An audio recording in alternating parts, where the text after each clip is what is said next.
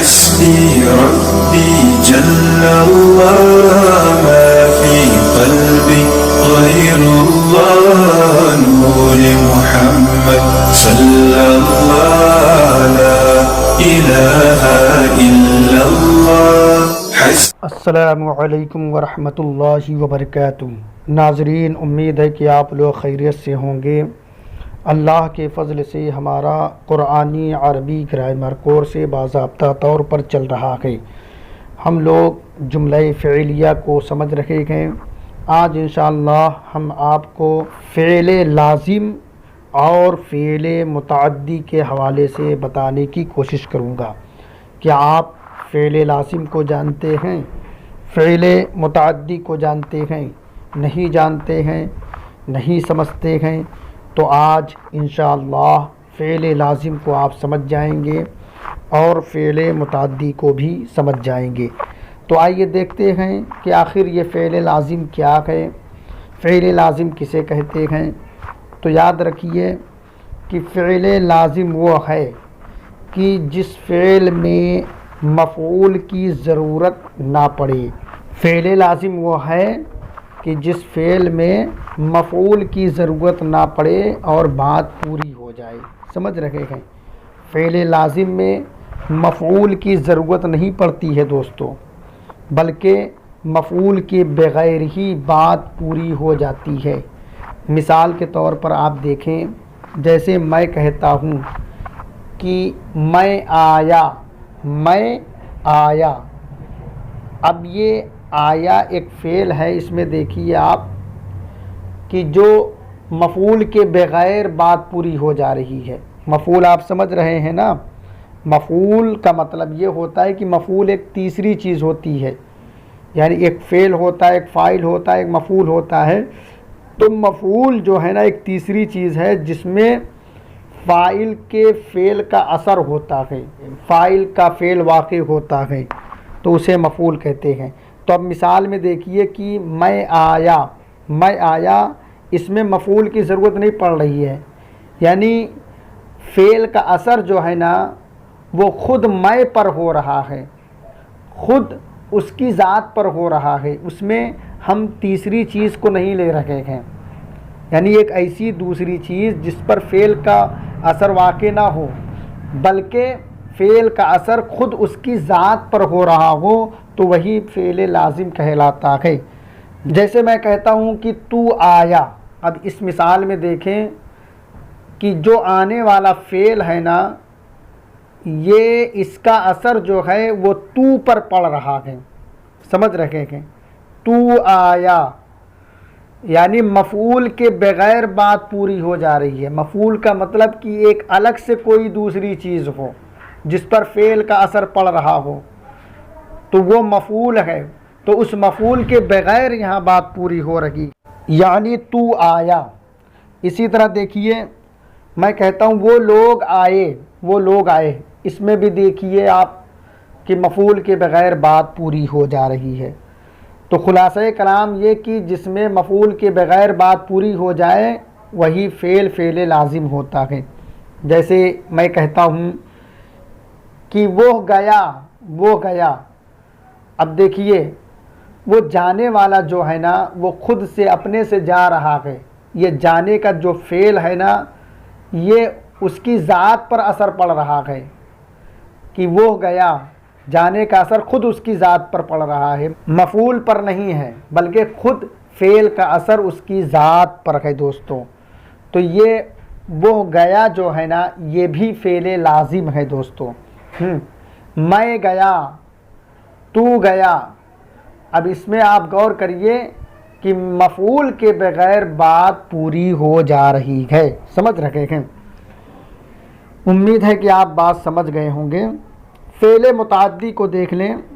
فعل متعدی وہ ہوتا ہے دوستوں کہ جس فعل میں مفعول کی ضرورت پڑے۔ سمجھ رہے ہیں؟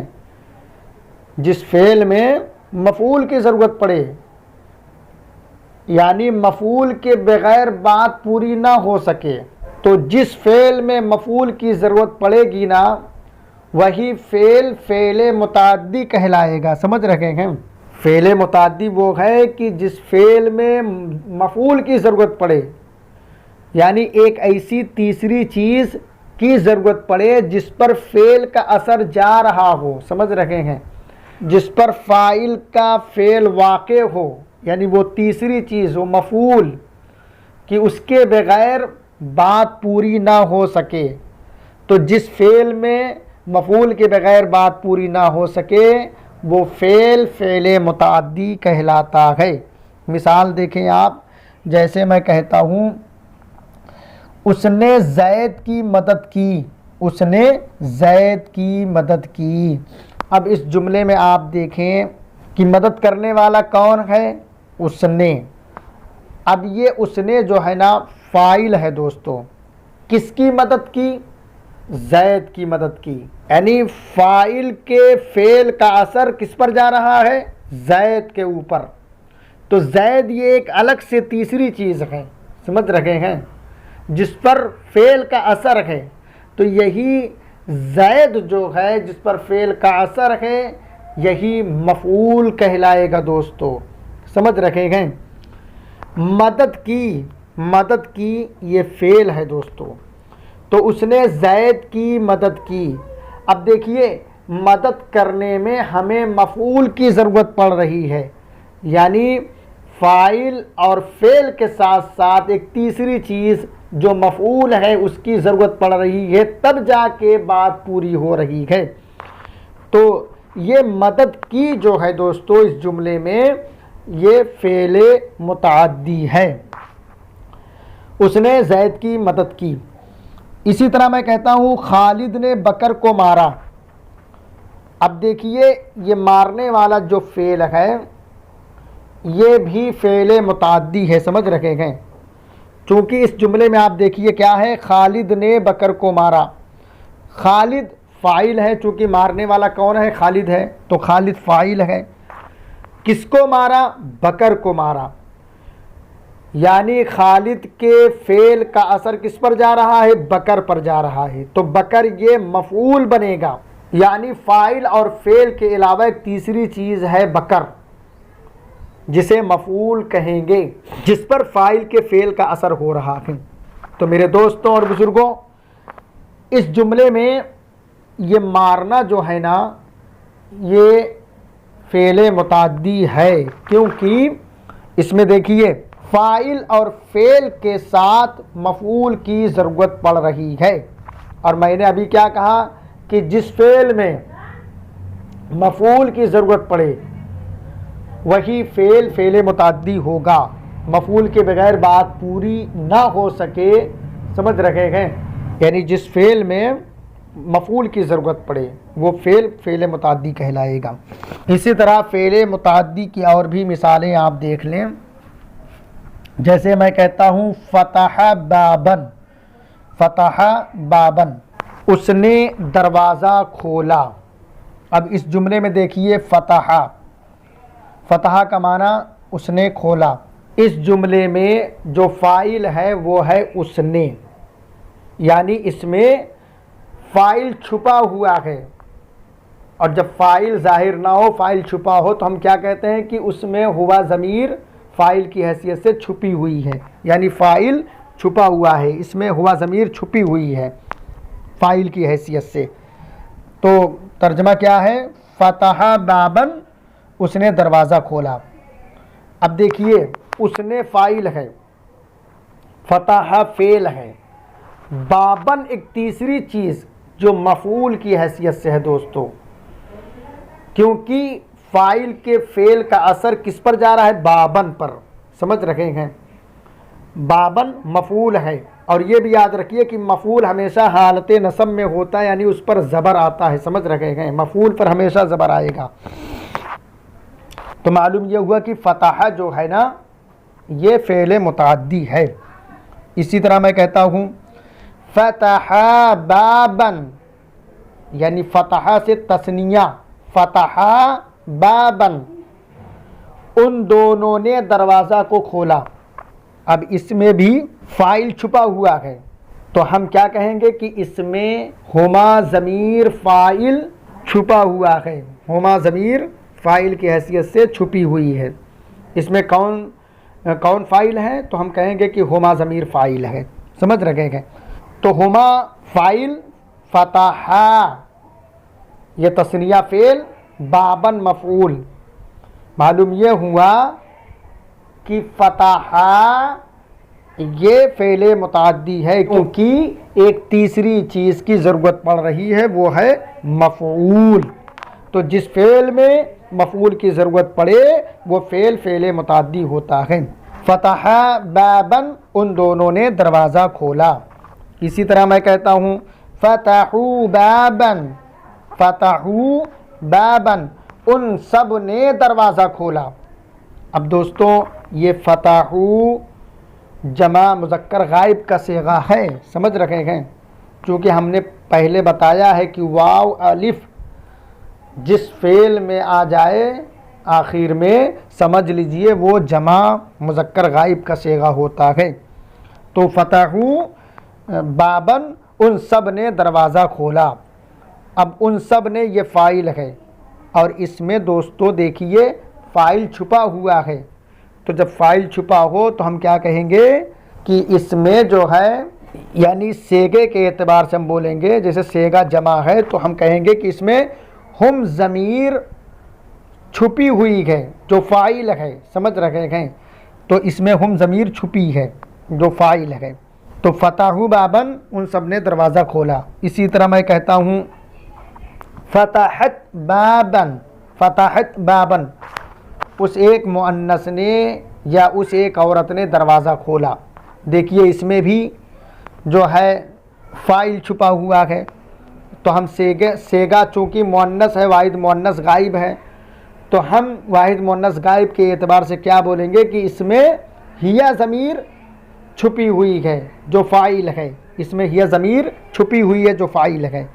چونکہ فتحت مؤنث ہے تو ہمیں مؤنث ہی ضمیر کو بولنا ہے کہ اس میں ہیا ضمیر پوشیدہ فاعل چھپی ہوئی ہے۔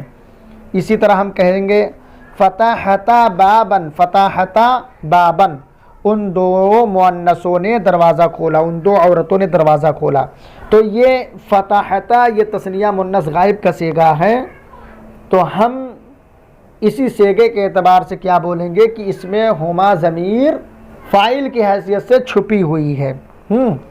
اسی طرح ہم کہتے ہیں فتحنا بابن، فتحنا بابن، ان سب عورتوں نے دروازہ کھولا۔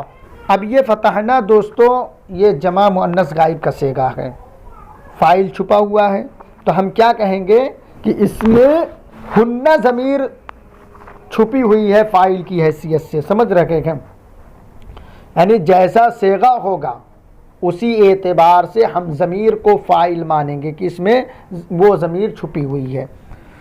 تو فتحنا یہ جمع مؤنث غائب کا صیغہ ہے تو ہمیں ضمیر کو بھی جمع مؤنث غائب ہی بولنا ہوگا، سمجھ رکھے گئے۔ تو اس میں ہنہ ضمیر چھپی ہوئی ہے فاعل کی حیثیت سے۔ اسی طرح ہم کہتے ہیں فتحت بابن، تو نے دروازہ کھولا، تو نے دروازہ کھولا۔ اب اس میں دیکھیے فتحتا یہ واحد مذکر حاضر کا صیغہ ہے دوستو، یہ تے زبر تا جو ہے نا، یہ تا زبر تا آپ دماغ میں بیٹھا لیں کہ یہ واحد مذکر حاضر کا صیغہ ہوتا ہے۔ تو ہم کیا کہیں گے اس میں کہ انتا ضمیر چھپی ہوئی ہے فاعل کی حیثیت سے، انتا ضمیر چھپی ہوئی ہے فاعل کی حیثیت سے۔ فتحت بابن، تو نے دروازہ کھولا۔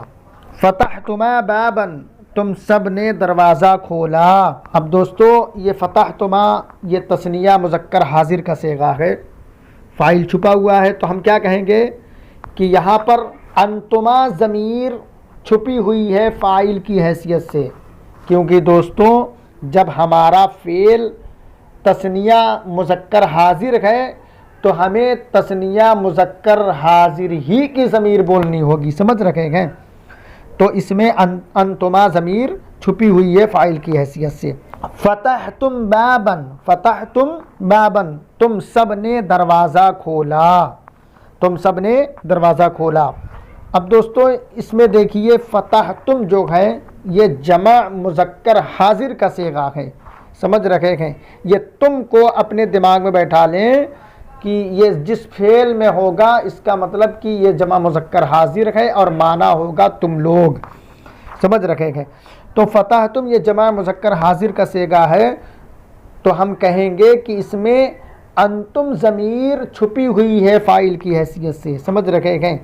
اس میں انتم ضمیر پوشیدہ فاعل ہے، سمجھ رکھے ہیں؟ اسی طرح ہم کہتے ہیں فتحتی بابن، فتحتی بابن، تو ایک عورت نے دروازہ کھولا، تو ایک عورت نے دروازہ کھولا۔ اب اس میں دیکھیے دوستو، فتحتی یہ واحد مؤنث حاضر کا صیغہ ہے اور اس میں فاعل چھپا ہوا ہے، تو ہم کہیں گے اس میں انتی ضمیر چھپی ہوئی ہے فاعل کی حیثیت سے، سمجھ رکھے گئے؟ کیونکہ جب ہمارا صیغہ واحد مؤنث حاضر ہے تو اسی واحد مؤنث حاضر کے اعتبار سے ہمیں ضمیر بھی بولنا ہوگا اور وہ ہے انتی، تو اس میں انتی ضمیر چھپی ہوئی ہے فاعل کی حیثیت سے۔ اسی طرح ہم کہتے ہیں فتحتما بابن، فتحتما بابن، تم دو عورتوں نے دروازہ کھولا۔ اب دوستو یہ فتحتما جو ہے یہ تثنیہ مؤنث حاضر کا صیغہ ہے، فاعل چھپا ہوا ہے، تو اس میں آپ غور کریے کون سی ضمیر ہے جو فاعل کی حیثیت سے چھپی ہوئی ہے؟ یہ تثنیہ ہے، حاضر ہے، مؤنث ہے، تو ہمیں اسی اعتبار سے ضمیر کو بھی بولنا ہوگا کہ اس میں انتما ضمیر فاعل کی حیثیت سے چھپی ہوئی ہے۔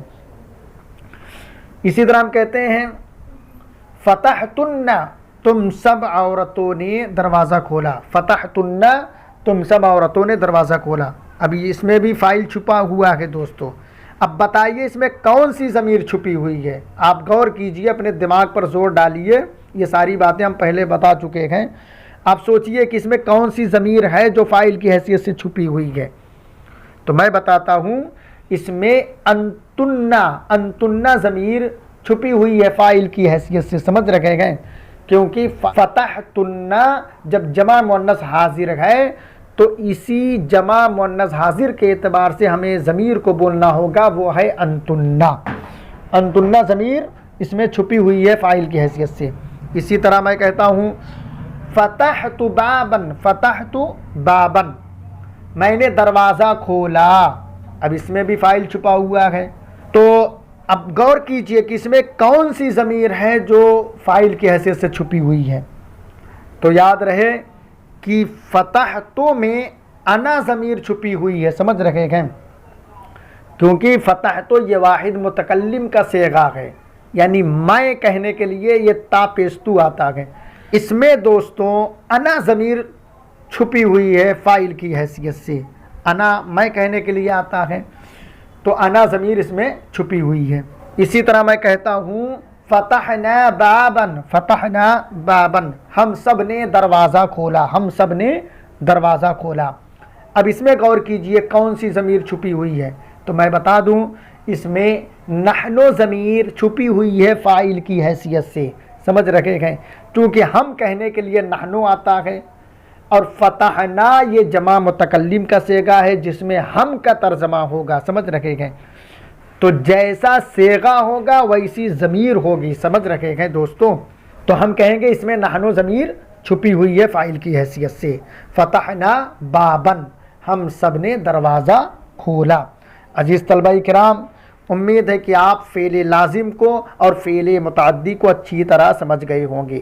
فعل لازم وہ ہے کہ جس فعل میں مفعول کی ضرورت نہ پڑے، جس فعل کے ساتھ مفعول کی ضرورت نہ پڑے، بات پوری ہو جائے، مفعول کے بغیر بات پوری ہو جائے تو وہ فعل لازم ہوتا ہے، جیسے میں آیا، میں گیا۔ اب یہ اس میں آنا اور جانا کا جو فعل ہے نا، یہ فعل لازم ہے، اس میں مفعول کی ضرورت نہیں پڑ رہی ہے۔ اسی طرح فعل متعدی وہ ہے کہ جس فعل کے ساتھ مفعول کی ضرورت پڑے، مفعول کے بغیر بات پوری نہ ہو، تو ایسا فعل متعدی کہلاتا ہے۔ جیسے میں نے کھانا کھایا، زید نے بکر کی مدد کی۔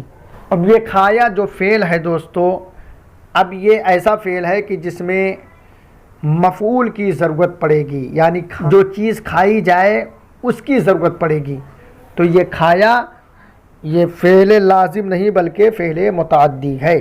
اسی طرح بکر نے زید کی مدد کی، تو یہ مدد کرنے والا جو فعل ہے دوستو یہ بھی فعل متعدی ہے، چونکہ مدد ہم جب تک کوئی سامنے والا نہیں ہوگا، ایک دوسرا شخص نہیں ہوگا، ہم اس کی مدد نہیں کر سکتے، یعنی مفعول کی ضرورت پڑے گی اس فعل کو کہنے میں، لہٰذا یہ مدد کرنے والا جو فعل ہے یہ فعل لازم نہیں بلکہ فعل متعدی ہے، یعنی فعل متعدی میں ہمیں مفعول کی ضرورت پڑتی ہے بات پوری کرنے کے لیے، اور فعل لازم میں مفعول کی ضرورت نہیں پڑتی بلکہ فعل لازم میں مفعول کے بغیر بات پوری ہو جاتی ہے۔